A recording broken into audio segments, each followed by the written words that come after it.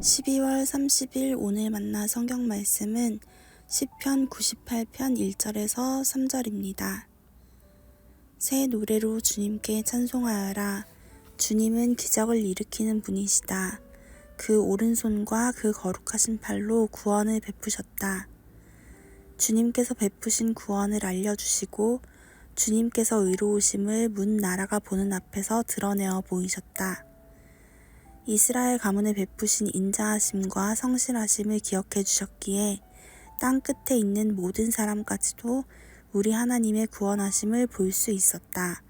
아멘. 오늘 만나로 만나주시는 하나님을 기대합니다.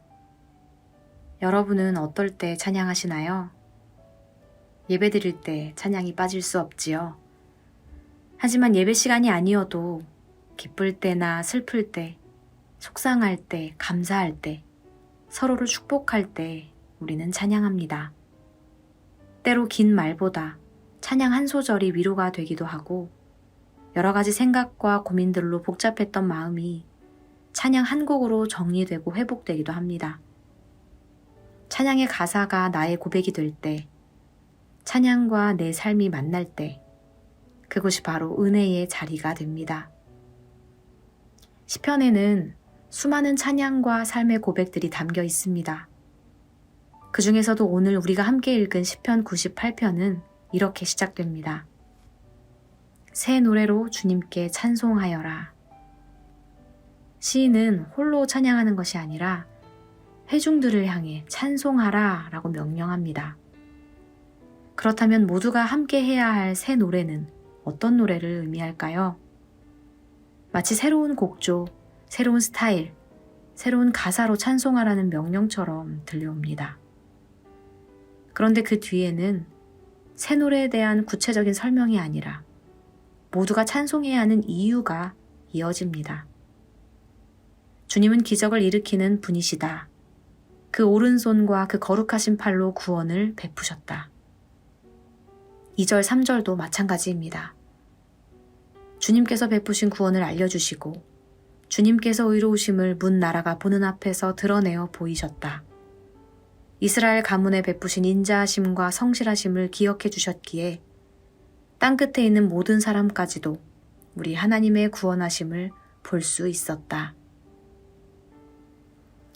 찬송의 이유는 주님의 구원에 대한 감사가 분명하지만 새 노래에 대한 궁금증은 여전히 남아 있습니다.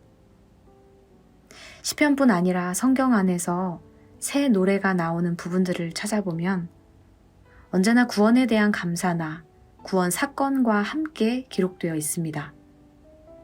시편 98편 1절에서 3절에서도 기적, 구원, 구원하심이 여러 번 반복된 것처럼 말입니다. 그렇기에 새 노래는 구원과 함께 시작되는 노래입니다.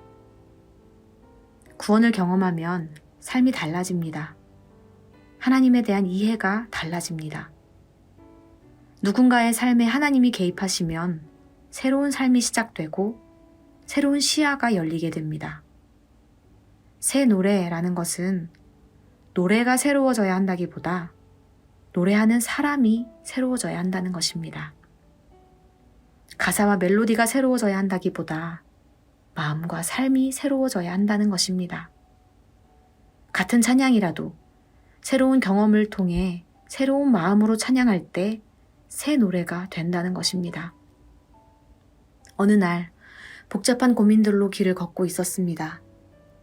갑자기 찬송가 365장이 떠올라 부르기 시작했습니다. 무엇이나 근심하지 말고 주 예수께 아뢰라. 그동안 많이 불러왔던 찬양이었는데 그 순간 이 가사가 하나님의 응답과 위로의 말씀으로 들려왔습니다. 이후부터는 이 찬양을 부를 때마다 그때가 떠오릅니다. 익숙한 찬양이지만 새로운 노래, 새로운 고백이 되었습니다. 여러분, 찬양 중에 임하시는 하나님을 경험하는 하루 보내시기를 소망합니다. 익숙한 노래가 새 노래가 되는 은혜를 누리는 오늘 하루 보내시기를 축복합니다. 기도하겠습니다. 새 노래로 찬양하라 명령하시는 하나님, 찬양을 통해 하나님과 교제하기 원합니다.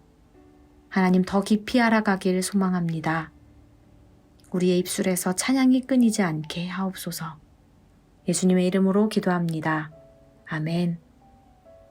이제 2가지 기도 제목으로 함께 기도하겠습니다. 첫째로 말씀을 기억하며 함께 기도하기 원합니다. 새 노래로 찬양하는 오늘 하루 되게 하옵소서. 찬양을 통해 하나님과 깊이 교제하게 하옵소서.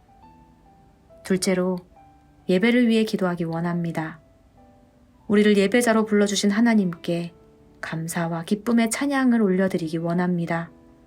주일을 준비하며 찬양 중에 임하실 하나님의 은혜를 사모하게 하옵소서.